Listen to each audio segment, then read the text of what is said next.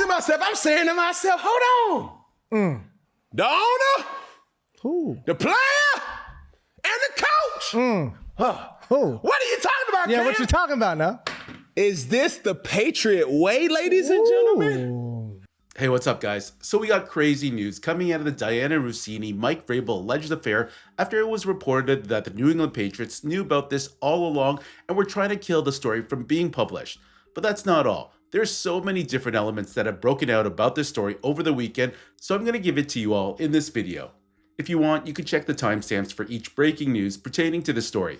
So it's now being alleged that the photos of the Patriots head coach and the journalist were actually done by a private investigator. Listen to this clip of Jared Stillman, who spoke with a source close to Diana. I talked to a source close to Diana. That's how I will label this source.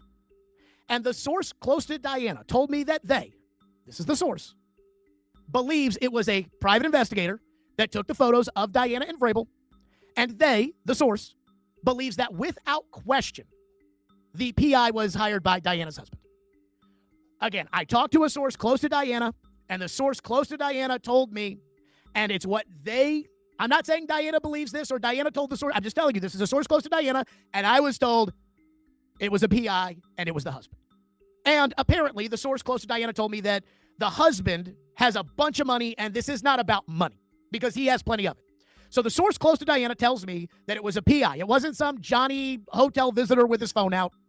It was a PI, and they believe, the source, that the PI was hired by Diana's husband. And the source tells me that Diana's husband doesn't need the money in a divorce because he's already loaded. So this is about more than money, according to the source. Okay, so yeah, that's pretty crazy that this PI was allegedly hired by Russini's husband. He must have been really suspicious of his wife if he had to go to those lengths of hiring a PI. But can you really blame the guy when your wife talks about you this way on national TV? Look, he's getting married to a beautiful actress. I'm married to someone average. I don't post a lot about him. If I was married to someone beautiful, I'd overpost too.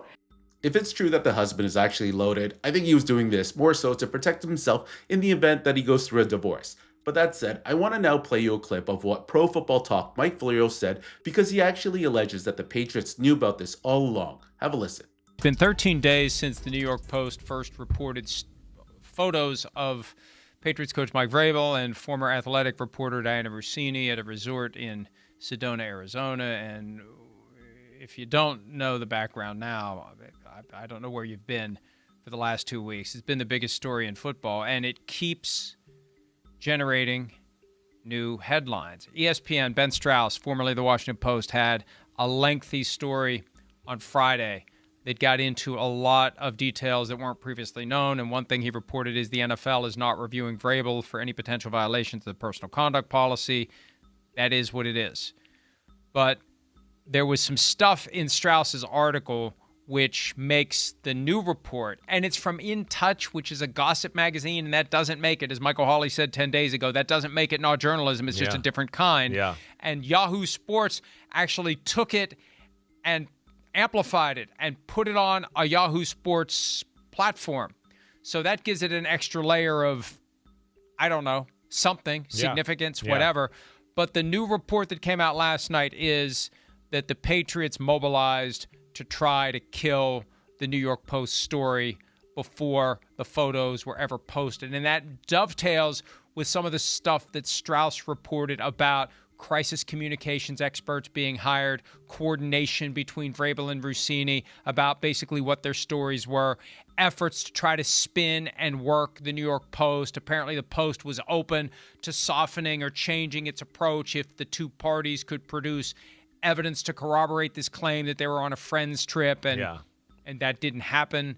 They didn't get enough to their satisfaction, so they went forward with the story as planned. But according to In Touch, by way of Yahoo Sports, the Patriots tried to put the kibosh on the whole thing, which doesn't really surprise me. Not at all. No, I mean, we know this goes on. I mean, especially given what's happened. Yeah. Given what's happened, it doesn't surprise me they tried to stop it. Well, yeah, and we know that this is a thing that we've heard about with billionaires, whatever, them buying up bad stories about themselves or somebody else that they know, so it never sees the light of day. We all know that they were this whoever it was shopping pictures around to the highest bidder, and I certainly can understand. Yeah, New England getting wind of that, Mr. Kraft getting wind of that, and going, I don't want to deal with this. This is bad. This is bad for the Patriots. It's bad for Mike Vrabel. It's a distraction. It's the only thing people are talking about right now with our football team. So yeah, they wanted to squash it. Not shocked by that at all. But obviously it didn't happen, and they're still dealing with it right now. And just so we're clear, the report from In Touch isn't that there was an offer to buy the photos, but we hear about catch and kill all the time. Yeah. That people will buy something and it never sees the light of day. The report is that the Patriots tried. They had a crisis communications expert try to get the Post to not do it.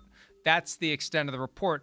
But when you look at the initial report, and at the very bottom, you got statements from Vrabel, Russini, and The Athletic, it's clear that there were discussions before the report was published. So none of this is surprising. All of it is plausible, and it's consistent with stuff that we've been hearing.